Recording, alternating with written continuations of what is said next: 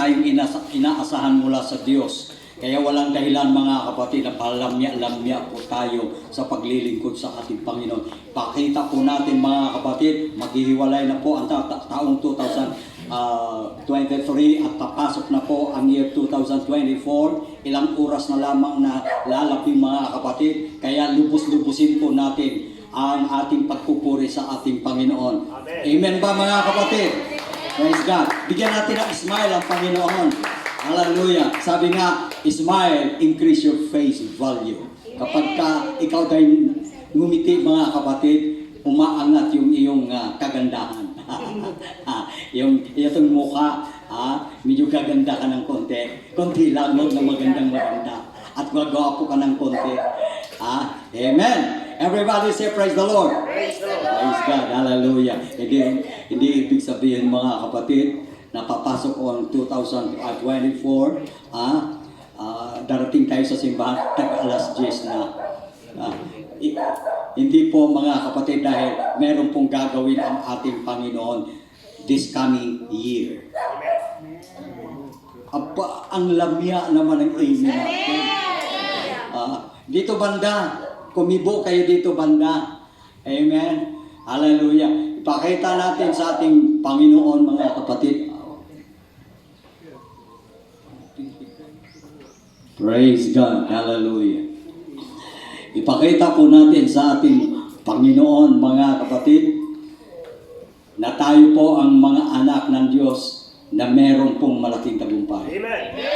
Hallelujah. Hallelujah. Amen. Huwag po natin ipakita mga kapatid na agawin ng kaaway ang tagumpay dahil talunan na po siya mula sa puno. Amen. Amen. Praise God. Kaya i-welcome po natin ang ating Panginoon mga kapatid na may kagalakan dahil ang sabi ng Biblia, delight yourself unto the Lord and He shall give thee the desires of your hearts. Kaya kung napangiti na po natin, napaligaya at napasaya na po natin ang ating Panginoon, yung nasa, anuman yung nasa ng ating mga puso, mga kapatid, ibibigay na po yan ng Panginoon. Praise God. Hallelujah. Amen. So, okay bang pa? Praise God. Hallelujah. Kumusta ang boses natin?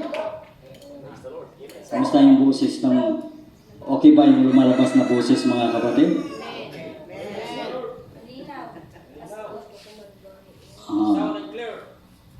Sound and clear. Ayan. Amen. Praise God. Nag-ensayo na yung ating drummer. Doon ka lang muna. Ayan. Just imagine yung ating souling mga kapatid, dahan-dahan ang nasasabayan. Puri ng Panginoon. Hallelujah. Meron pa tayong reserva. Ayan, Brother Alex. Ano din yan? Praise God. Hallelujah. Amen?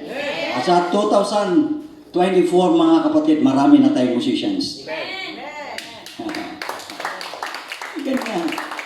Hallelujah. Amen. May babasahin ako mga kapatid bakit kailangan maging bukang bibig natin kung ano yung sinasampalatayanan natin dapat lumalabas sa ating bibig yan. Yan ba ay biblical, nakasulat ba yan mga kapatid?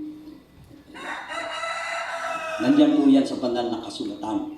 Diba? Out of the abundance of your heart, the mouth speaketh. Kung ano po ang kasaganaan, nilalaman ng iyong puso, mga kapatid, nagsasalita po ang bibig.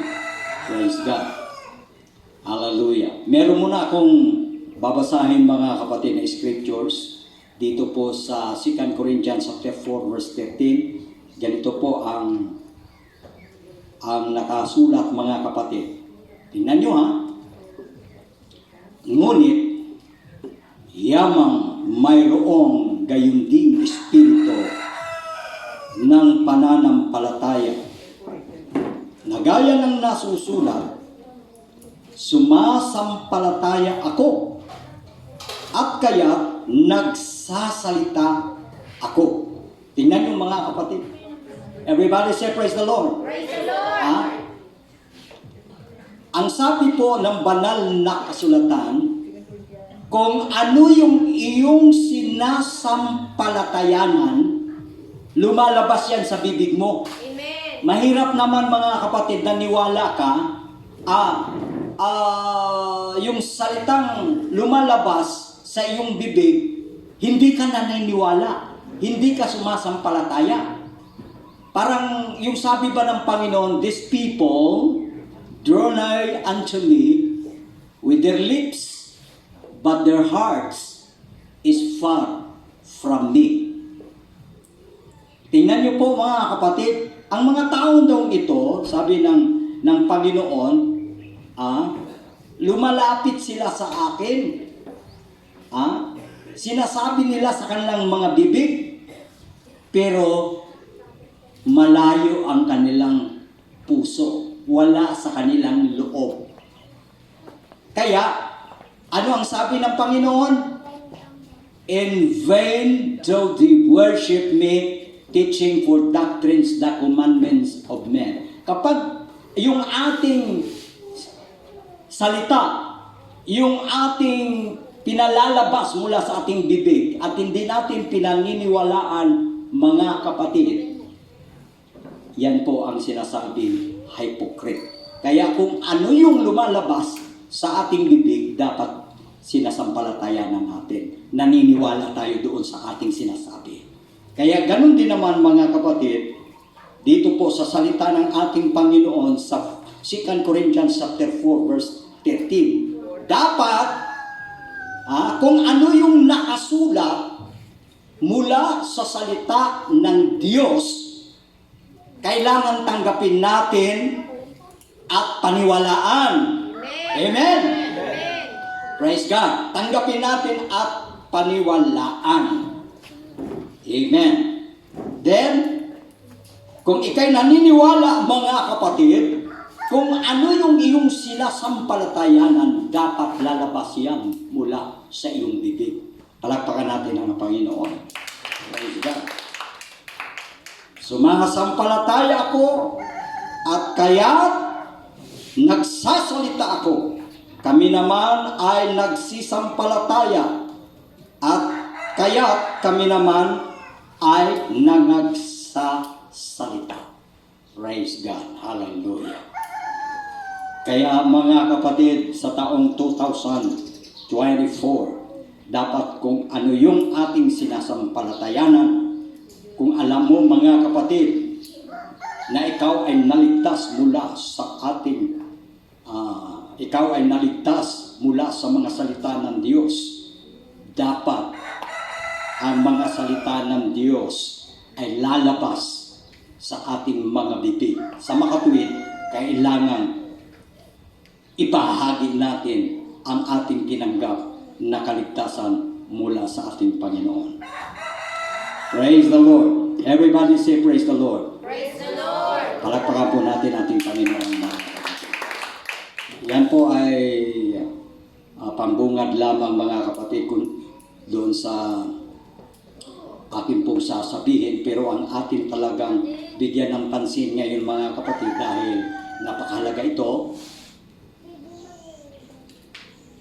Papasok na po ang year 2024. Dapat mga kapatid, ito na po ang ating magiging buhay. Mag-iba na po mga kapatid ang direksyon ng ating buhay. At kailangan manindigan po tayo sa paglilingkod natin sa ating Panginoon. Amen. Praise God. Palakpakan po natin siya minsan pa mga kapatid. Amen. Ang bibigyan ko ng pansin sa maikling panahon ng ating Sunday School bago tayo papasok sa ating Divine Worship. Dito po sa Romans chapter 14 verses 8 and 9. Yan po mga kapatid. Ang scriptures na dapat magiging buhay po natin sa taong 2014. Praise God. Hallelujah. Pakibasa mga kapatid ko inyong nasumpungan in the book of Romans chapter 14 verses 8 and 9. Kung tayo'y nabubuhay tayo para sa Panginoon. Kung tayo'y namamatay tayo para sa Panginoon. Kaya nga sa mabuhay o sa mapatay, tayo'y sa Praise the Lord. Panginoon. Amen. Ay, 9 pa? Okay, 9. Sapagkat si Kristo ay namatay at muling nabuhay upang maging Panginoon ng mga patay. Amen. Everybody say praise the Lord. Palakpakan po natin lahat ng ating Panginoon. Blessed be the name of Jesus. Hallelujah.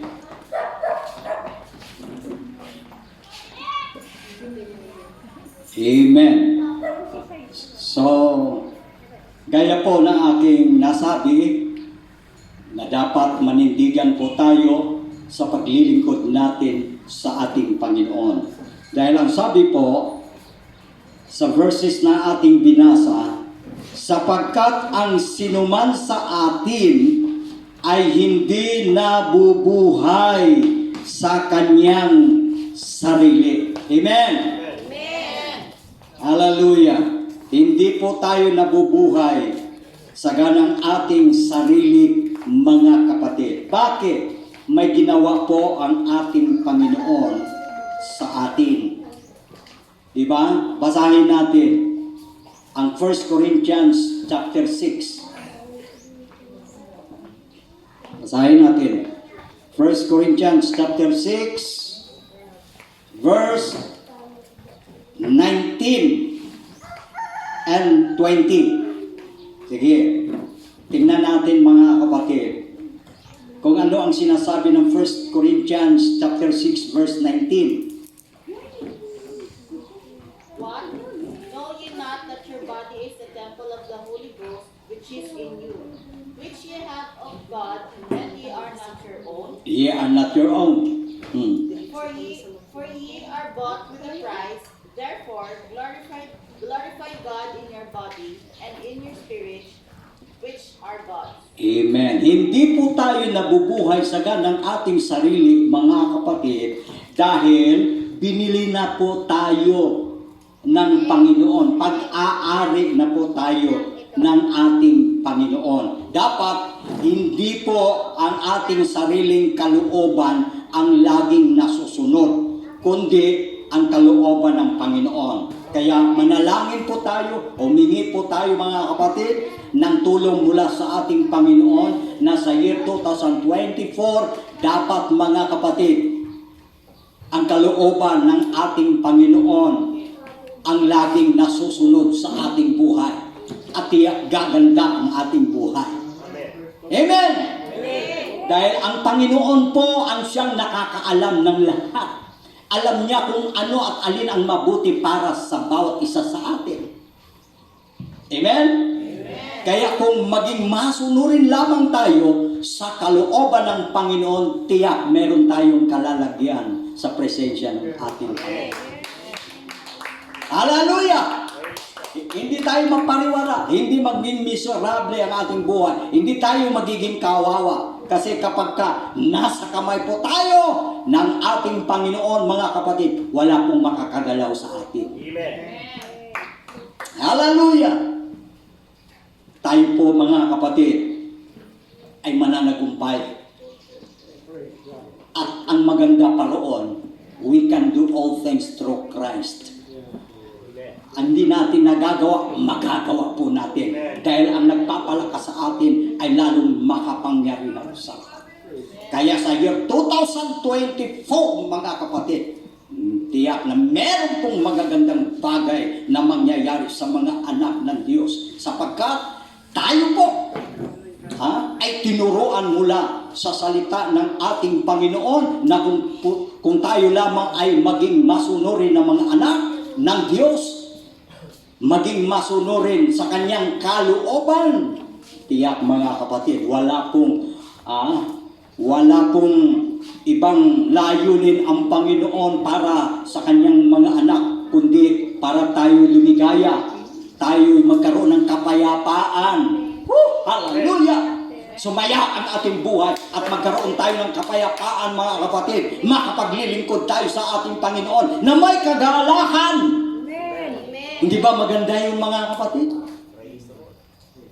Maganda ba yung mga kapatid? Amen. Hallelujah. Napakaganda. Praise God. Kaya, dapat natin malaman, dapat natin malaman ang katotohanan na hindi po tayo nabubuhay sa ganang ating sarili. Buksan pa natin ang Galatians chapter 2 verse 20. Galatians chapter 2 verse 20.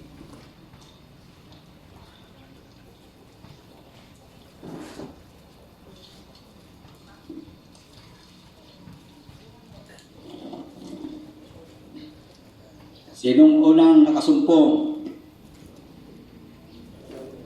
Pakibasa. Galatians chapter 2, verse 20.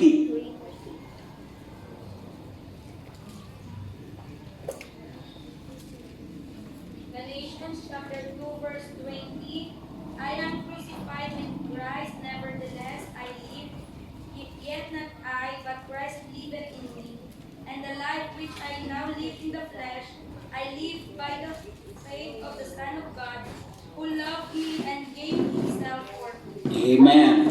Ulitin ko mga kapatid, ayon po sa Romans chapter 14, verse 7, na hindi po tayo nabubuhay sa ganang ating sarili. Kanina nalaman na po natin ang dahilan, binili na po tayo ng halaga. Pero kung talagang alamin natin simula mga kapatid, pag-aari talaga tayo ng Panginoon. Walang ibang manlalalang sa ating kundi siya lamang. And out of the dust of the ground and breath into his nostrils, the breath of life, and man became a living soul. Kaya siya talaga ang nagbigay sa atin ng buhay. At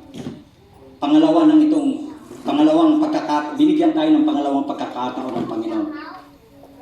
Binili ulit tayo, kahit pag-aari na tayo, binayaran niya. Amen? Binayaran niya ng halaga, mga kapatid. Kaya, dapat magising po tayo sa katotohanan na tayo hindi nabubuhay sa ganang ating sarili, dahil sabi nga dito, ayon kay San Pablo, ako'y napako sa krus na kasama ni Kristo, at hindi na ako ang nabubuhay, kundi si Kristo ang nabubuhay sa akin. At ang buhay na ikinabubuhay ko ngayon sa laman, ay ikinabubuhay ko sa pamamagitan ng pananampalataya. Ang pananampalataya na ito'y sa anak ng Diyos na sa akin ay umibig at ibinigay ang kanyang sarili dahil sa akin. Kaya bago tayo mga kapatid, inangkin ng Panginoon na pag-aari. Kaya hindi na tayo sa ganang ating sarili sapagkat hindi na tayo ang nabubuhay ngayon. Si Kristo na. Palakpakan natin ang Panginoon. Amen. Si Kristo na. Hallelujah. Ang ikinabubuhay natin sa laman. Ibig sabihin, masunurin tayo sa kalooban ng Panginoon. Kaya nga po mga kapatid, sa 7:21 ng Matthew, common verse mga kapatid, kung sino-sino po ang talagang qualified na makapasok sa kaharian ng Diyos. Yan lamang ang tanging qualification mga kapatid na ikaw ay makapapasok sa kaharian ng Diyos. 7:21, hindi ang bawat tumatawag sa akin, Panginoon, Panginoon, papasok sa kanyang kaharian, kundi ang sumusunod, ang gumagawa ayon sa kanyang kalooban. Palakpakan natin siya mga kapatid. Amen. Kaya maliwanag, ano po? Kung tayo po'y maging masunurin sa ating Panginoon sa buhay na ito dito sa lupa, gaganda ang ating buhay. Pag masunurin po tayo sa kalooban ng Diyos, meron po tayong buhay sa kabila, mga kapatid, na mas lalong napakagandang buhay dahil papasok ka doon sa kanyang kaharian na inihanda niya, mga kapatid. Sabi nga ng John chapter 14, kung maipaghanda ko na kayo ng dakong kalalagyan, ako'y muling babalik at kukunin ko kayo Amen. upang kung saan man ako naroroon, kayo naman ay dumuon. Amen. Kaya iyan ang advantage, mga kapatid, at yan ang nais ng Panginoon na buhay sa taong 2014. Of 2024, my goodness. 2024, yan po ang nais ng Panginoon na magiging buhay natin. Ituloy natin, mga kapatid. Malapit ako magtapos dahil mahaba ng aking oras, mga kapatid. Hallelujah. Akala ko nga, puyat kayo lahat. At salamat na lang sa Panginoon. Ulimat dumating, maihahabol din. Salamat din. Amen. Na-inspire din ako. Kasama natin si Eheyado. Kapag yung mga lingkod ng Panginoon nakakasama natin, nagbibigay, mga kapatid, ng dagdag kalakasan. Amen. Hallelujah! Everybody say praise the Lord. Palakpakan natin minsan pa ang Panginoon. Verse 8 na tayo, 2 verses lamang, mga kapatid, ang binibigyan ko ng buhay o diin, paghahanda sa darating na taon, kung anong uring buhay ang magiging buhay natin. So, nabuksan ang ating isipan ngayon, ang ating pangunawa, mga kapatid, ganun pala. Hindi pala tayo nabubuhay sa ganang ating sarili. May nagmamay-ari sa atin. Hindi lamang ang ating sariling kalooban ang lagi nating sinusunod. Dapat magising tayo, mga kapatid, na meron tayong Panginoon. Pagka tinanggap mo siyang Panginoon, alam nyo ba, mga kapatid, gawin tagapagligtas ng Panginoon, madali lang yon. Ang mahirap, yung gawin, ang mahirap po na gawin po natin ang Panginoon na Panginoon ng ating buhay. Liwanagin natin, mga kapatid, gawin tagapagligtas ang Panginoon, madali lang. Pero gawin siyang Panginoon, yan ang medyo may kahirapan. Bakit? Kung gawin nating Panginoon, ang Panginoon ng ating buhay, hindi po ang iyong kalooban ang nasusunod. Amen. Ang nasusunod po ay ang kalooban ng Panginoon. Dahil kung gawin na siyang Panginoon, ikay alipin. Right. Pag ikay alipin, mga kapatid, wala kang karapatan. Pero hindi lang mabagsik ang Panginoon eh. Hindi lang malupit ang Panginoon. Kahit alipin tayo, mga kapatid. Hindi lang ganun ang kanyang turing. Ginawa pa natin siyang matalik na kaibigan. Hallelujah. Pero, mga kapatid, dapat huwag nating kalilimutan na Panginoon siya ng ating buhay. Amen. Hindi yung atin na lang laging nasusunod. Sa makatwid, yan ang may kahirapan. Kung ang ating sariling kalooban na nasusunod, hindi mo siya Panginoon. Di ba? Mahirap. Dahil kung kalooban ng Panginoon ang iyong susundin, ay talagang gaganda ang iyong buhay. Amen. Mababago ang iyong buhay. Right. At ang iyong mindset mababago. Magiging ang iyong mindset, mga kapatid, katulad doon sa sinabi sa Colossians chapter 3 verse 1, na ang sabi doon, na ang ating mga pag-iisip ay doon sa kalamitan. Ang mindset po natin, mga kapatid, mga bagay spiritual. Hallelujah. Yun po ang binibigyan natin ng priority. So ngayon, ang verse 8 ito. Sapagkat kung nangabubuhay tayo sa Panginoon, tayo'y nangabubuhay. O kung nangamamatay tayo sa Panginoon, tayo'y mangamamatay. Kaya't sa mabuhay tayo o sa mamatay man, tayo'y sa Panginoon. Amen. Dapat ito, mga kapatid, ang mangyayari sa mga anak ng Diyos. Huwag nawang mangyari, mga kapatid. Nabubuhay siya, nakilala niya ang Panginoon. Nung namatay siya, backslider pala. Masaklap, masakit, lahat ng kanyang pinaghirapan. Lahat ng kanyang paglilingkod, forfeited. Kasi sabi sa Ezekiel na kapag ang taong matuwid at humiwalay siya sa paglilingkod sa Panginoon, lahat ng kanyang katuwiran, lahat ng kanyang kabutihan ay hindi na alalahanin pa. Kaya, approaching ang ilang oras na lamang, 2024 na. Huwag 2014, nakakalayo na gwa. 2024. Eh, inaano ko masyado mga kapatid ko minsan, medyo nag-iiba yung isip ko ba. Hindi pa naman talaga ako aulianin. Pwede pang mangaral dahil pagka nangaral ako mga kapatid, ang gumawa ng daong kay si Moses, ay iba na ang usapan mo. Iba na. Kapag ka gumawa ng daong kay si Moses, ayon sa pananampalataya, sinuwa. Iba na eh. Iba na mga kapatid, dapat yun ang palitan. Kasi hindi na maganda ang takbo. Instead i-quote niya ang John 3:16. Mga kapatid, John 3:16. Psalms 23:1 ang kinote niya. John 3:16, for God so loved the world sana. Ang kanyang nabanggit. The Lord is my shepherd. Sabi ni Satanas, si Satanas kasi well versed din sa scripture. Watata, dili na John 3:16. Psalms 23:1 na, kabisado ko na. O, kita mo, sinumbatang kapal ng kakaaway. Kaya salamat mga kapatid, naiiba man ng kunti pero nababawi pa. Ibig sabihin, may recovery pa. Palakpakan natin.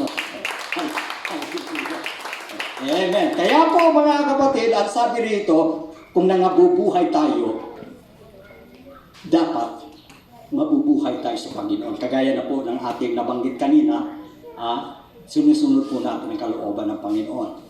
At pag namatay tayo mga kapatid, dapat nasumpungan pa rin ang ating buhay na sumusunod tayo sa kalooban ng Panginoon. Para kung ikay may nangabubuhay o mamatay, sa Panginoon ka pa rin.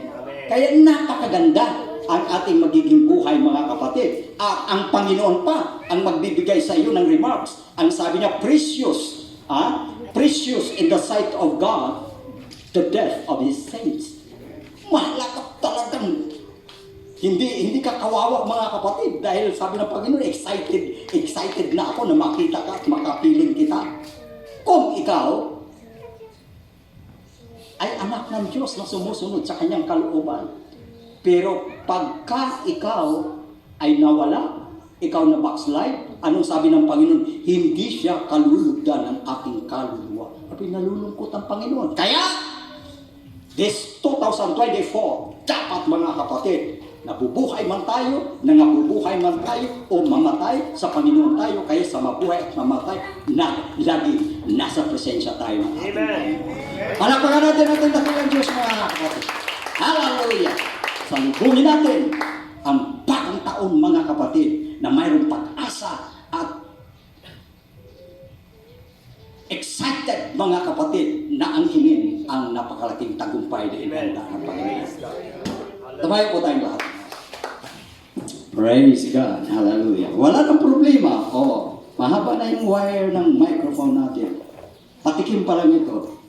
Pagdating ng 2024 mga kapatid, magbago lahat. Palakpakan natin ang Panginoon. Hallelujah. Hallelujah. Praise God. Amen. Kung mayroon man tayong Sunday school, bigay natin kung mayroon. If you give unto the Lord, He will give much more to you. Okay? Amen. Hallelujah. Bago tayo manalangin at iniling ko sa pagtatapos ng ating Sunday school, mga kapatid, ang ating kapatid, Ihado Mario ang siya po